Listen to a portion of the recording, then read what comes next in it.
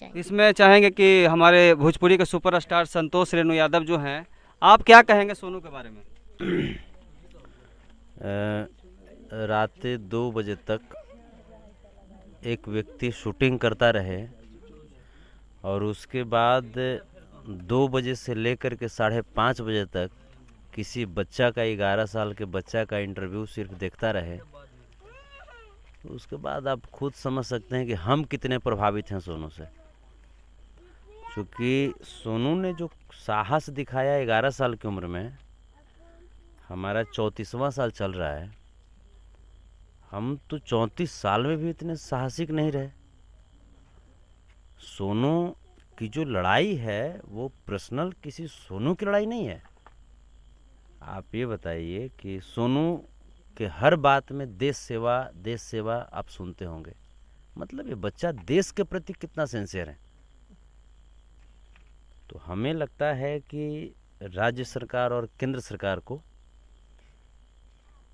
कोई उचित कदम उठा करके सोनू की जो एडमिशन है वो एक अच्छी जगह करवाने की कोशिश करें। ये बताइए कि सोनू आपको कितना परसेंट लगता है कि आईएएस एक सक्सेसफुल बनेगा? देखिए, सबसे बड़ी बात है कि जो लोग आईएएस की तैयारी कर रहे हैं, जो लोग यूपीएससी की तैयारी कर रहे हैं, लगभग लगभग बेटा हम इसीलिए खुश हैं आपसे कि वो जो लोग होते हैं वो नेगेटिविटी उनके पास बहुत होती है।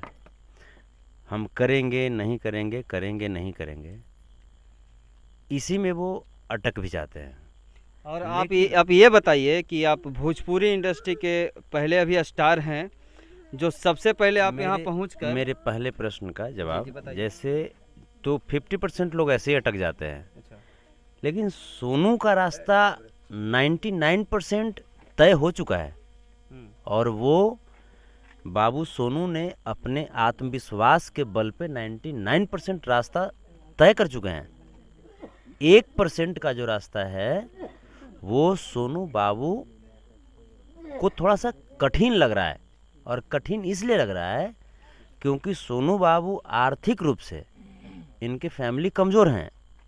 जो इनकी इकोनॉमिकल जो स्टेटस है वो अभी अलाउ नहीं कर रही है कि हाँ उस लेवल तक जाएं। क्या बेटा, यही बात है ना? यही बात है।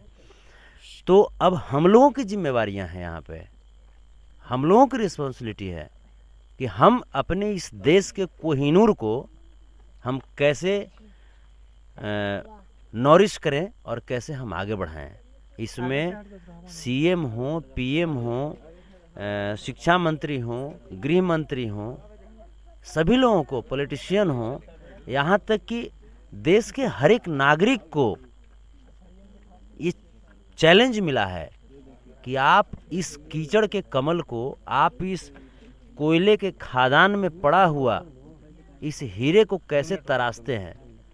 तो ये तो और सब एक सवाल का आप जवाब दीजिए कि आप भोजपुरी इंडस्ट्री के स्टार हैं, सुपर स्टार जाने जाते हैं, हिरान स्टार जाने जाते हैं।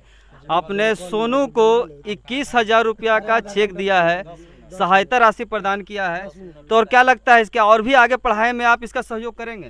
देखिए, मैंने सोनू को सहायता कहाँ किया, सोनू तो हमको सहायता कर दिए।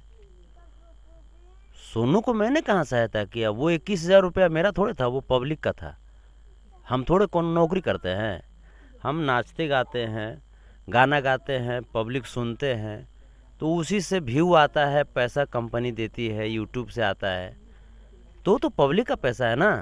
जो हम कुछ भी पहन ओढ़ रहे हैं तो किसका है? पब्लिक और का। आगे पढ़ाई के लिए क्या करने वाले हैं? मैं वहीं पे जा रहा हूँ। तो मैंने सोनू को मदद नहीं किया है, सोनू ने हमें हेल्प किया, हमें जगाने का काम किया। तो इनके उस जज्बे को, इनके उस साहस को मैंने प्रोत्साहित करने का काम किया है।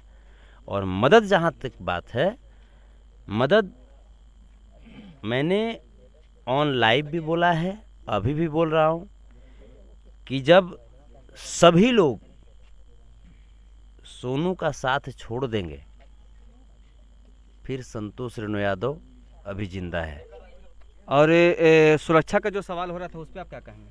सबसे तकलीफ हमको इस बात का लगा और हमको आश्चर्य हो रहा है कि हमारी बिहार सरकार इतनी शिथिल कैसे पड़ रही है। आखिर एक ऐसा बच्चा, एक ऐसा टैलेंट जो मात्र 11 साल की उम्र में मुख्यमंत्री को फेस करता है, जा करके मुख्यमंत्री से सवाल करता है, तमाम तरह के जो मुख्यमंत्री के दावे हों उसको तोड़ता है, चाहे वो शराबबंदी की दावा हो या शिक्षा व्यवस्था में सुदृढ़ता का दावा हो। और उस बच्चे के बातों से मुख्यमंत्री प्रभावित हुए, तमाम नेता प्रभावित हुए, यहाँ तक कि हम प्रभावित हुए, तभी तो सारा कुछ छोड़ करके यहाँ पे आए हुए हैं इनके घर पे। अब यहाँ पे हम देख रहे हैं कि इनके पास सुबह 4 बजे से 3 बजे से अगर नहीं रोका जाए तो हमको लगता है 24 घंटा मीडिया रहेगी और लोग रहेंगे। लेकिन सबसे तकलीफ इस बात से है कि क्या नीतीश कुमार जी को, क्या गृह मंत्री जी को इतना तरस नहीं आया कि इस 11 साल के बच्चे को सुरक्षित कैसे किया जाए? क्या 11 साल का बच्चा अब सुरक्षा की गुहार मांगेगा? क्या इनके अब गार्जियन सुरक्षा की गुहार करेंगे? तो आप बोल रहे हैं कि सुरक्षा मिलना चाहिए? अरे बिल्कुल मिलना चाहिए। क्या नीतीश कुमार जी के परिवार का कोई सदस्य होता और इतना टैलेंटेड होता तो उसमें तो एसपी जी और क्या क्या जो पुलिस होता है पूरा का पूरा लग जाता।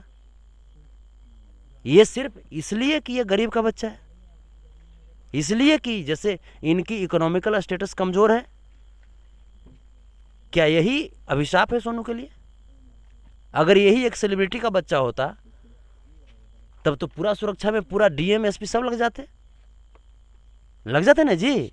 यहाँ के जो डीएम महोदय, मैं उनसे मैं पूछना चाहता हूँ कि सोनू आप ही के रैंक पे जाना चाहता है, सोनू आप ही के रैंक को सर्वोपरि और आदर्श मान रहा है ना बाबू, तो फिर आप ही के पद चिन्ह पे चल करके एक आईएएस बनने का सपना देखने वाला लड़का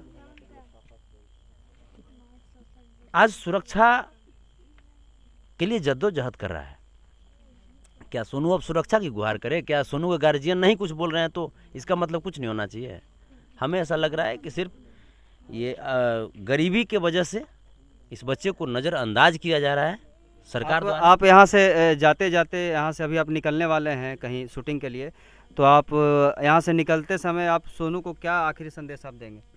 आखिरी संदेश सोनू से पाए हैं हम, मुख्यमंत्री साहब को आखिरी संदेश देना चाहते हैं। हाँ दीजिए आप आखिरी संदेश। कि आप सबसे पहले आप कम से कम बच्चे को प्रशासनिक सुरक्षा देने का काम करें।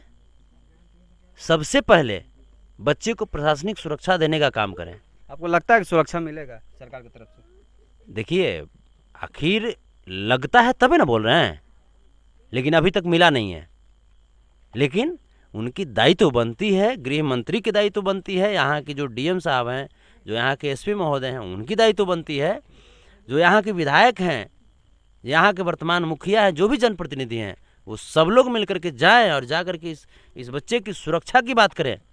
आपको क्या लगता है ये बच्चा दिन भर में बहुत सारा जैसे मीडिया फेस करते हैं, बहुत सारे तरह के लोगों को फेस करते हैं, क्या जैसे इनको खतरा नहीं है? क्या इनको खतरा नहीं है? तो ये तो आप ही बताइए, ये मैंने ऐसा जगह से, इस घर से निकल करके बच्चा, वो तो धन मानिए कि रामाशीष प्रसाद क्या है, वो आईटीआई कॉलेज है ना, आईटीआई कॉलेज है, रामाशीष प्रसाद आईटीआई कॉलेज है, कि जहाँ पे कम से कम बच्चा को दिन भर बैठने का जगह मिल जाता है। और नहीं तो बच्चा कहाँ पे, मीडिया यहाँ पे गाड़ी तक नहीं पहुँच पाती है। कैसे मीडिया वाले लोग यहाँ तक आएंगे? लोग कैसे आएंगे यहाँ पे? हैं? तो बच्चे की सुरक्षा अति आवश्यक है।